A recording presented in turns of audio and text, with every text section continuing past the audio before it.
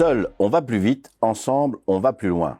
La popularité de ce proverbe en milieu professionnel est indéniable et fait écho au regain d'intérêt suscité par le sujet de l'intelligence collective, une notion générique parée de toutes les vertus allant de la performance durable au bien-être psychique en passant par l'innovation, la frugalité et l'intégration sociale.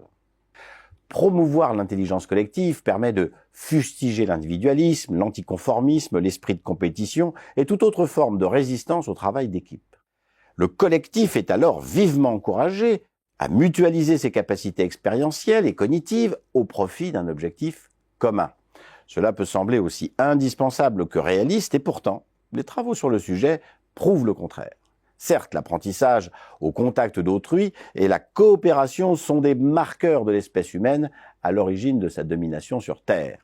Il est par exemple démontré qu'un groupe est capable de surpasser l'intelligence individuelle face à des problèmes logiques ou complexes.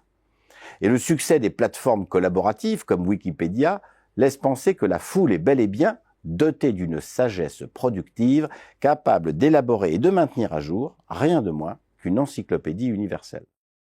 Mais il est aussi prouvé que certains individus pris dans la dynamique d'un rassemblement et animés par un esprit de revanche ou un système de pensée sont capables de transformer une foule en meute, de faire cause commune en commettant les pires atrocités.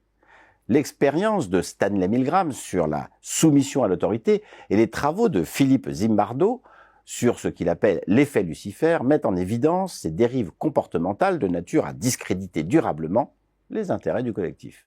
En fait, il n'est jamais certain que les meilleures décisions soient prises à plusieurs et que l'intelligence jaillisse du collectif en ayant respecté la prescription d'un autoproclamé expert de la chose. Et pour cause, le travail d'équipe prête le flanc à de nombreux biais, comme le conformisme social, l'illusion de l'unanimité, le sentiment d'invulnérabilité et la paresse sociale.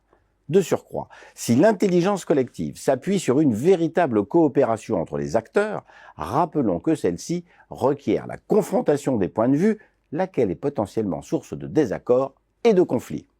De même, la volonté de recourir systématiquement à l'intelligence collective peut générer chez certaines personnes une véritable fatigue psychologique dont les symptômes sont notamment la démotivation et le désengagement. À l'arrivée, non seulement l'intelligence collective est capable du meilleur comme du pire, mais elle ne garantit jamais que le collectif aille nécessairement plus loin que l'individu seul.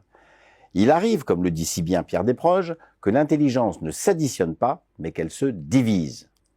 En pratique, la neutralité morale et l'efficacité axiologique de l'intelligence collective est un leurre. En idéalisant ses effets, on simplifie à l'excès la singularité et la subtilité des relations humaines au même titre que la complexité des situations rencontrées.